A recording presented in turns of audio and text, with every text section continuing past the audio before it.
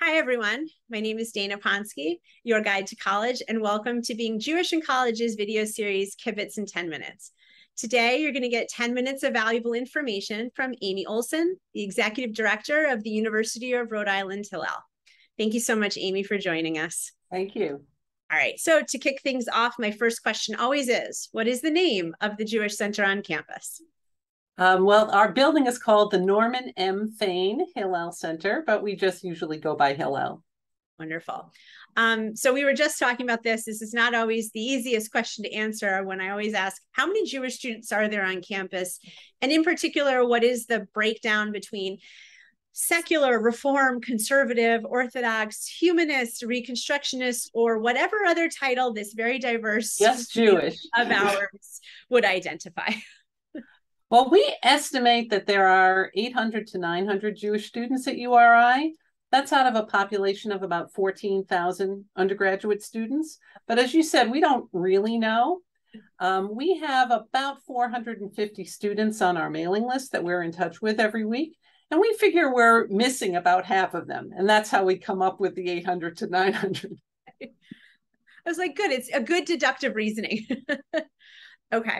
Are there kosher food options available to students on campus? And if so, what are they? So there aren't kosher food options in the dining halls, but there is extensive vegetarian, gluten-free, vegan, that type of thing. So if someone keeps kosher to the extent that they will eat vegetarian out, they're totally covered. Okay. If they really want kosher meat, or hechshered products, they're not going to find it here. Okay. We do serve only kosher food at Hillel for our public programs. Okay. We have a kitchen in our facility that is kosher under my supervision.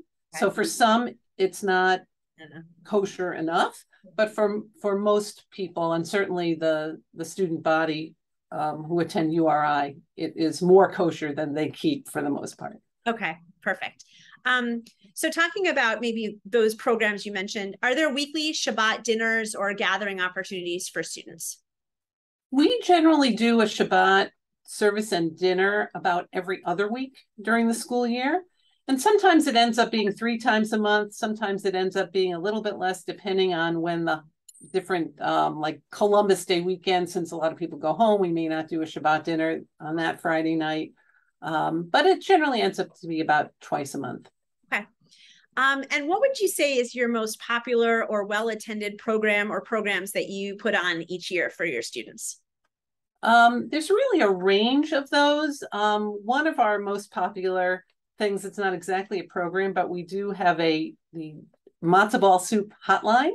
So when students are feeling under the weather, they can call up, or their parents can call up, and in exchange for a little donation from the parents, we will deliver a hot cup of matzo ball soup right to their dorm room. So that's been very popular. Wow.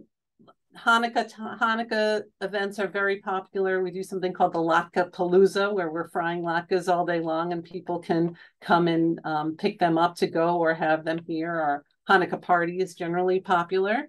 Mm-hmm. We also do a number of collaborative events with other organizations on campus.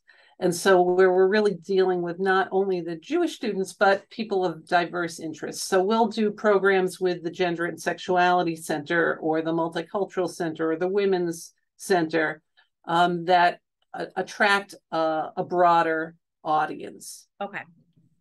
Awesome.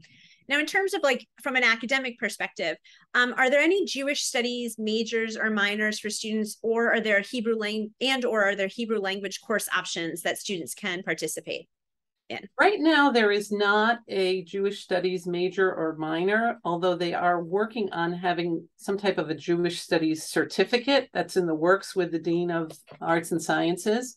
And also currently there is not Hebrew course that is being offered. There has been in the past, and we're working on trying to get that reinstated. Okay. There are a couple of Jewish studies courses. There's an Intro to Judaism class. There's like a comparative religions class. Sometimes there's some political science type classes that touch on Israel. Okay. And there's been things in the past about like Judeo-Spanish communities, things like that. Women in Judaism, that's a class that's been offered. Okay. So shifting a little bit and talking about kind of the social justice climate on campus. So in particular, looking at topics that are important to families like the BDS movement or anti-Semitism or anti-Zionist movements, anti-Israel. Does URI face any of those issues? And if they do, how has the administration of the university kind of helped, Hillel and the student body kind of get through that? Well, we really have not faced those issues on our campus, thankfully. Yeah. Our campus in general is mostly apolitical. So on the topic of BDS, or even on the topic of other types of things that are in the news, pretty much it's a pretty mellow, apolitical campus with some exceptions. But we really have not faced at all any anti-Semitic activity, any anti-Israel activity. That being said, we have a superb relationship with our administration. Even though the school is 14,000, it's not a tiny school, but we're in Rhode Island, which is a tiny state, and we kind of have that ambiance of everybody knows everybody, and it's really very easy to get to know our administrators here. They're very supportive of Hillel. The president comes to some of our events. We get co-sponsorship from the Community Equity and Diversity Office, Student Affairs. So we're very tied in, and they're very supportive of us. Okay, wonderful. Are there any challenges, are there challenges, if any, what they might be in regards to a Jewish student that they might face on campus? Or is it just the typical, sometimes they might be with a student who just has never met a Jewish student before? Yeah, I think that really is it. That the Jewish students are facing the challenges that every college student is facing. And that is learning how to navigate your schedule and your classes and your time, and being away from home, and balancing your social life with your academic life, all of those things. I wouldn't say that Jewish students particularly face things because they're Jewish. Okay. There are a lot of students here there's sort of like two groups of students here. They're the students who come from Rhode Island who haven't met a lot of Jews. Right. And the vast majority of out-of-state students, many from New York and New Jersey, who of course, but whether they're Jewish or non-Jewish, have grown up with Jews. So there may be some people here who haven't met a lot of Jews before, but many have, and many have like been to their friends' bar and bat mitzvahs and all of that. Okay. All right. What is one interesting piece of information about URI that you would love for people to know? Well, one of the things that's very attractive about URI to people is our proximity to the beach, which I don't know if a lot of people know about.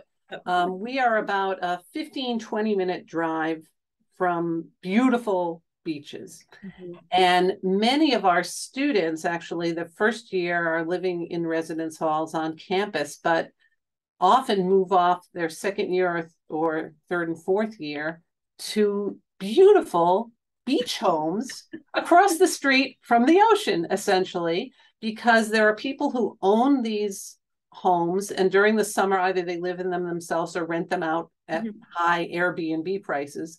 But during the school year, rent them out to students. So 3-4 students will live together in a beautiful beach home with a gorgeous kitchen. And there they are, living on the beach and kind of commuting to classes. I was like, that sounds fantastic. And my final question is always, what do you love most about leading the Jewish community on University of Rhode Island's campus? I would say that one of the things that's so interesting, and I've been in this work for a really long time, well over 30 years now, is that no 2 days are the same. So every day brings interesting conversations with interesting new students, the ability to be on a college campus that's so stimulating with all the different programs going on, the delicious food that we make, and introducing students to various cultural backgrounds and that type of thing. I'd say also on our campus, I didn't answer the question that you asked right at the beginning in terms of conservative, Orthodox, Reform number of students in those categories. Yeah. Is that where there are many students who perhaps have grown up either attending a Reform synagogue or attending a conservative synagogue, or not attending synagogue at all, which is probably the majority of our students who consider themselves secular. Mm-hmm. The students here for the most part are non-ideological. Mm-hmm. So they're very open and they're very accepting of other people's backgrounds and experiences. And that's a pleasure too. We just have a very nice student body here. Wonderful. Those are the 10 questions. So thank you very, very much for doing this. And we're going to provide anyone who's listening or watching the opportunity to connect with the University of Rhode Island Hillel to learn more. And we're going to be able to provide this video on our YouTube channel, on webpage, and we're going to share it with the University of Rhode Island as well. So thank you, Amy, so much for participating. We really appreciate it. And we'll see you all later. Thank you very much. Welcome.